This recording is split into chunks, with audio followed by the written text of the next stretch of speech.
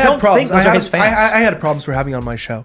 Like, I'm not going to get into the details, but like, yeah, there was even a lawsuit involved that was in part mentioned and was largely mentioned. The problem of having Nick Fuentes on, and I've seen that is true. So having Nick Fuentes on, I would say having Nick Fuentes on has hurt my life financially and caused problems for me, but. To me, it's more the ethics, but I don't blame. Well, that's fucking crazy, Elijah. What do you mean the ethics? This is commerce. Are you fucking nuts? You sound like an idiot. I mean, I've had him on, and but to me, like, being honest is more important than being whatever you're. $100,000 though.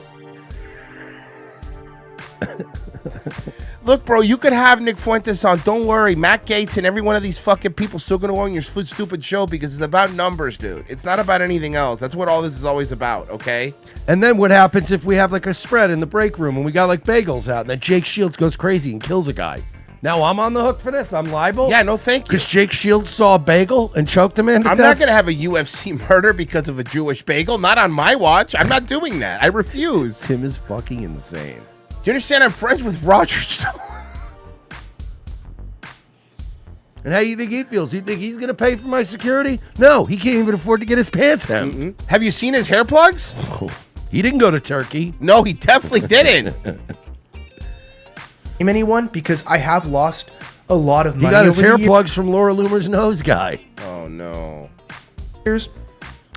Even recently, I lost 6 figures because of my position on Israel just to get a good investment into my show. We have a new project we're working on. I can talk about that a little bit later. But the people were just very pro-Zionist, and they didn't want to put the money involved. And I understand. We've all dealt with the Blaze, man. I get it. Like we know how it works. Said, look, I'm not going to change my view on this subject. I'm not doing anything illegal. I'm saying what I think is true, and we're going to stick to that. I've always had Nick on knowing that it could cause problems. It did cause problems, so I don't blame people who don't. And this is where I think people that don't have anything to lose become self-righteous, and this is why I don't judge people. Because you know what? Losing shit or having problems in your life, or even just losing an advertiser because you wanted to have a guest on your show.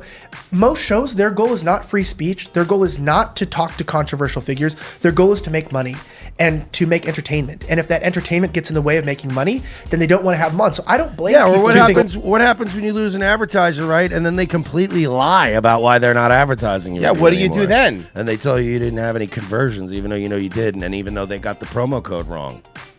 What do you do then? Huh? In this hypothetical situation, what do you do? Totally hypothetical situation. What do you do?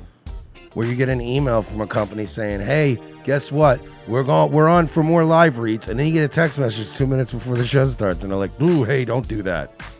What happens then? You think this is good? What we're doing now for us? Probably not, but it's the truth. And we didn't even have Nick Fuentes on. We're entirely wholly unlikable on our own. That's right. We do a good we don't job need that midget's help. Yeah. Excuse me. We know what we're doing.